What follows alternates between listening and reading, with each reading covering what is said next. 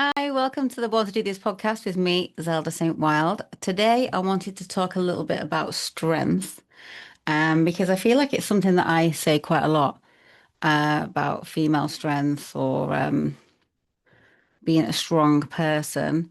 Um, and I feel like because it gets thrown around quite a lot, what does strength actually mean? What does it mean to be strong?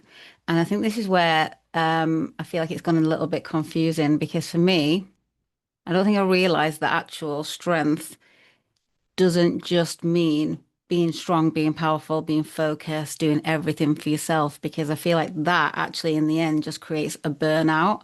And I feel like at the moment now, where not just women, everybody, but you know, talking as a woman, we feel like we have to be in control of everything. We have to show up for ourselves, be the caring one, the emotional support, the one with a business, the one with mindset and growth and spirituality, and one that shows up for all our girlfriends and for our families, etc.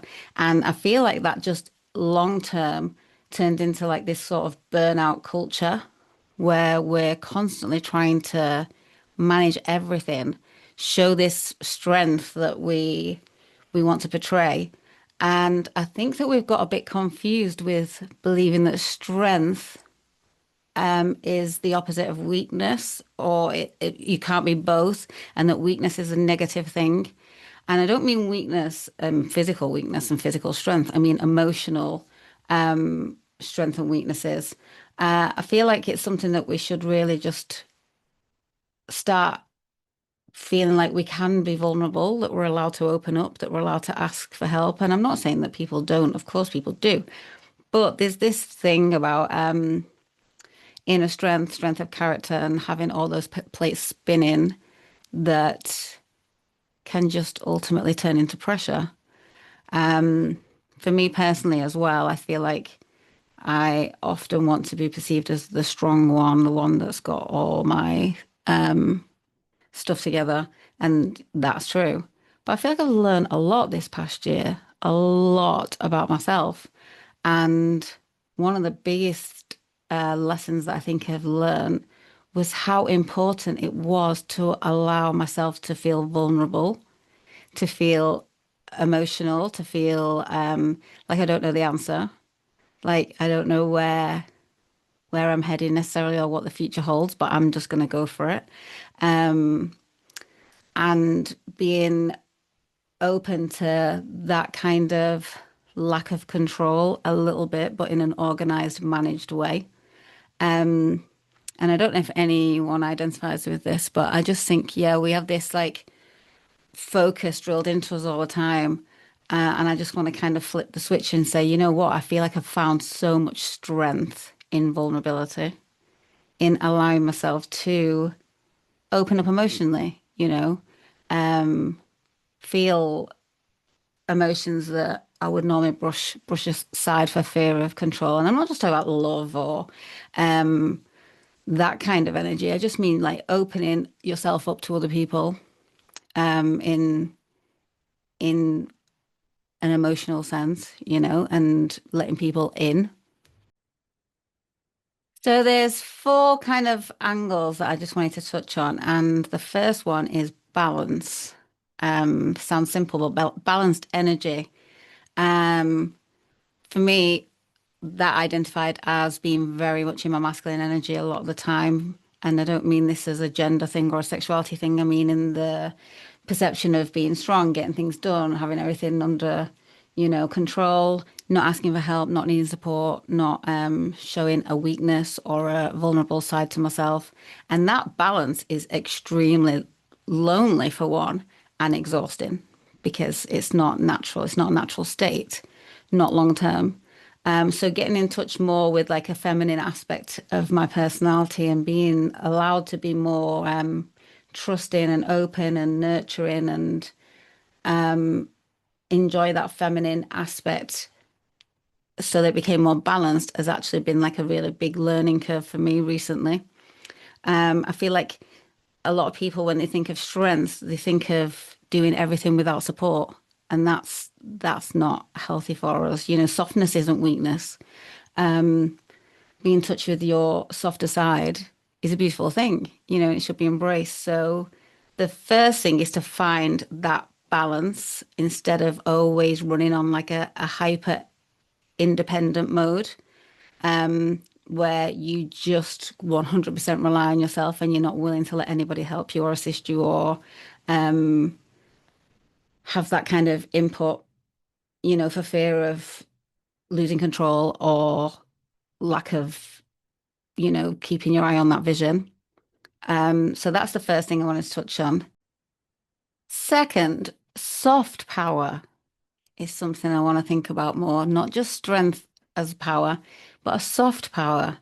Um, you know, Strength is not hardness. It's not walls. It's having boundaries.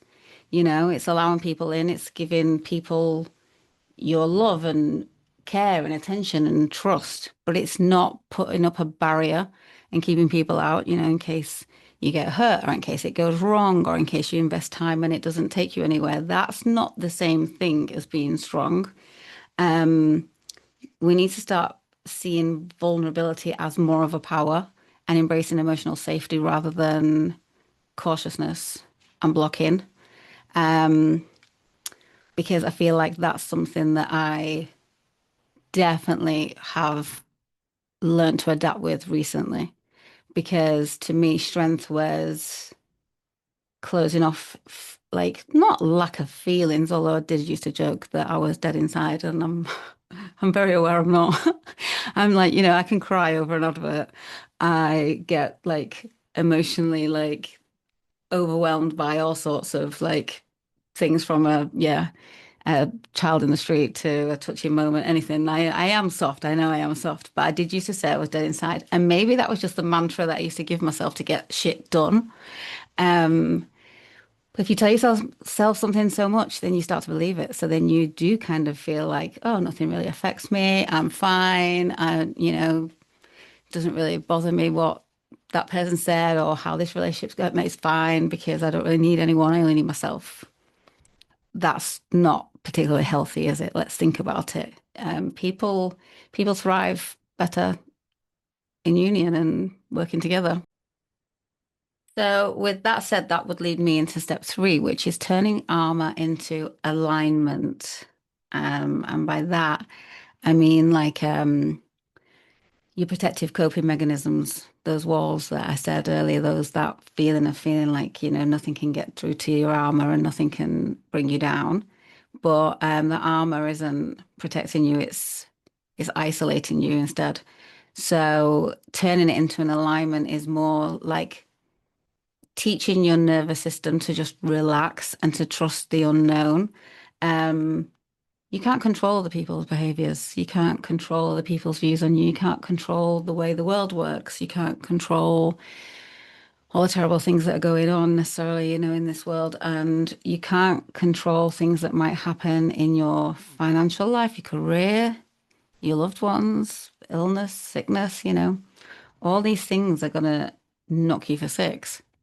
And you can't control that. And the answer is not to detach yourself from feeling, which is probably what I thought was the most sensible route, because you're going to have to feel those things and you're going to have to go through them regardless. So to feel comfortable in the unknown, feeling comfortable not being in control, but trusting the process, feeling comfortable allowing people in to see the real you, allowing vulnerability, allowing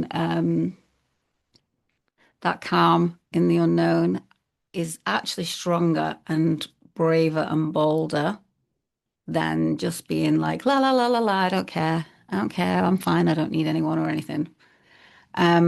Which then is the last section, which I was saying is about healing, how to heal that hyper independence, that nature that a lot of us have now, where we are so hyper independent that we juggle everything for ourselves all the time. And we never say we're burning out or we're tired or we're struggling or we just had to have a cry for no reason because we was overwhelmed. We need to just start being able to ask for help or share responsibility or let people in. So that was just like some of the musings I've been having recently from going from being dead inside to not as dead inside. And then I'm not talking about romantic love. I'm not talking about finding the one or anything like that necessarily. I'm just talking about people and relationships and um you don't have to do everything by yourself. It's not a sign of strength to just be like, I've got all my shit sorted, and I don't need anybody else. Sharing the responsibility or asking for help or allowing people in is a strength onto itself and to itself. So I just wanted to talk about that today. Um, because I've been interviewing a lot of guests recently, and everybody has such an up and down journey, and it's fascinating. And I feel like I'm always asking them how they stay strong.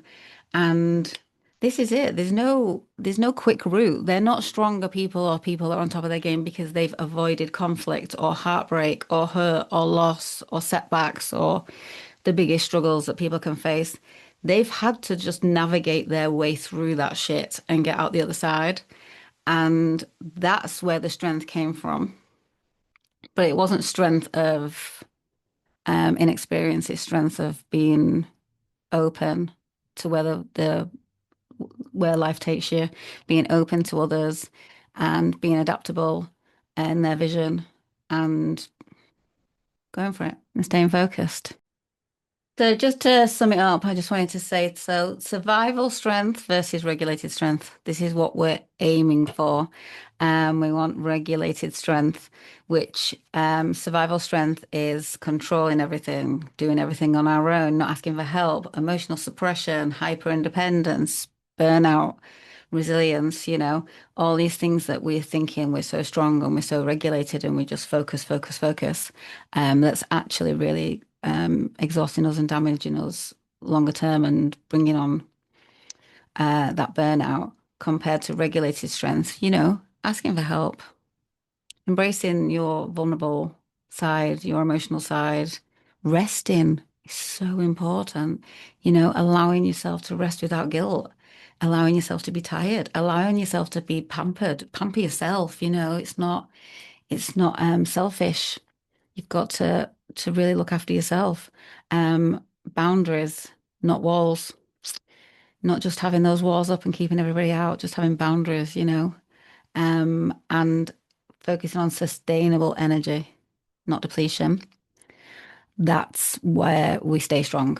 That is your super strength. So, just wanted to pass that on, touch base with you this week. Um, Wishing you a happy, strong, nurturing, emotional, wonderful week ahead. And next week I'll be back with a guest again. So check out some of the older interviews we have in the vault. Give me a follow. Get in touch. Would love to hear your feedback. And if any of this resonated with you, then I would love to hear from you too. For now, enjoy the rest of your day. See you later.